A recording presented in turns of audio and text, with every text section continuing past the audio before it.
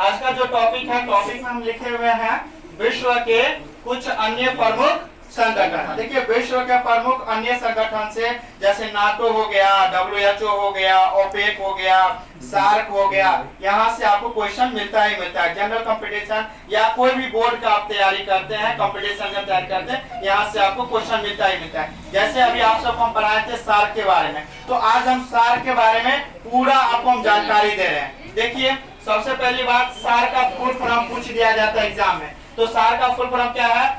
The South Asian Association for Regional Cooperation. SAARC का full form क्या हो जाएगा? बोलिए।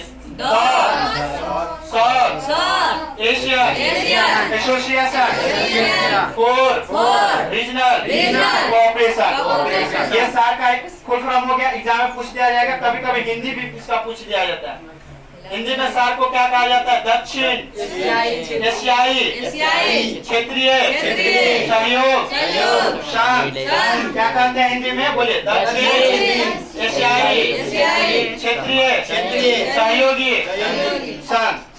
बताए सार्क की स्थापना कब हुआ था? सार्क की स्थापना कब हुआ था? तो 7 और 8 दिसंबर को। कब? 1985 में। कब हुआ था? 1985 में। सार्क की स्थापना कब हुआ था? 1987 में।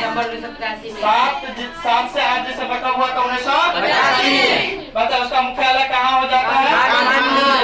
काठमांडू। कभी कभी काठमांडू रहेगा ऑप्शन में, कभी कभी नेपाल रहेगा, तो दोनों याद रखिएगा। इसके अनुसार देखिएगा, पूछ दिया जाता है सार्क में कितना देश है? सार्क में कितना देश है? सार्क में कितना देश है? सार्क में कितना देश है?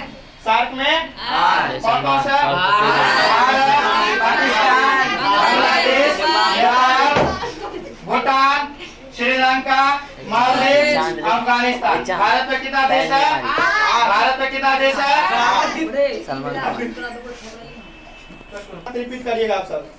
चलिए, सार्क का हिंदी में क्या कहते हैं? दक्षिण एशियाई क्षेत्रीय सहयोग संघ कहते हैं। ठीक है, अब इसका स्थापना कभी कभी आपको एग्जाम में पूछ दिया जाता है। इसका स्थापना कब हुआ था? तो 7 और 8 दिसंबर 1985 को। इसका मुख्यालय कहाँ हो जाता है? काठमांडू, नेपाल। ठीक है, सार्क में कितना देश है? कौन कौन सा देश?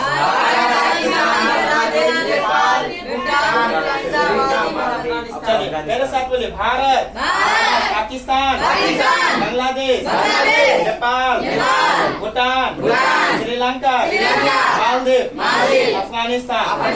चलिए अब आपको मन में क्वेश्चन यहाँ से आता होगा, सर ये सार्क क्यों बनाया गया, इसका उद्देश्य क्या है? तो इसका उद्देश्य क्या होगा? देखिए सबसे पहली बात, दक्षिण एशिया में आर्थिक क्या सामाजिक और सांस्कृतिक विकास को बढ़ाना और शांति और स्थिरता बनाए रखना। जब आप थोड़ा एडवांस लेवल में चले जाएगा तो कभी कभी आपको इसका उद्देश्य पूछ देगा, तो इसका उद्देश्य भी बता दिए। अब आपको कभी कभी एग्जाम में ये भी पूछ दिया जाता है सार्क का पुराना नाम। सार्क का पुराना नाम क्या हो जाता है? सार्क का पुराना नाम एक बार 1 सेकंड में बोलिए। मतलब सार्क का फुल फॉर्म बोलिए।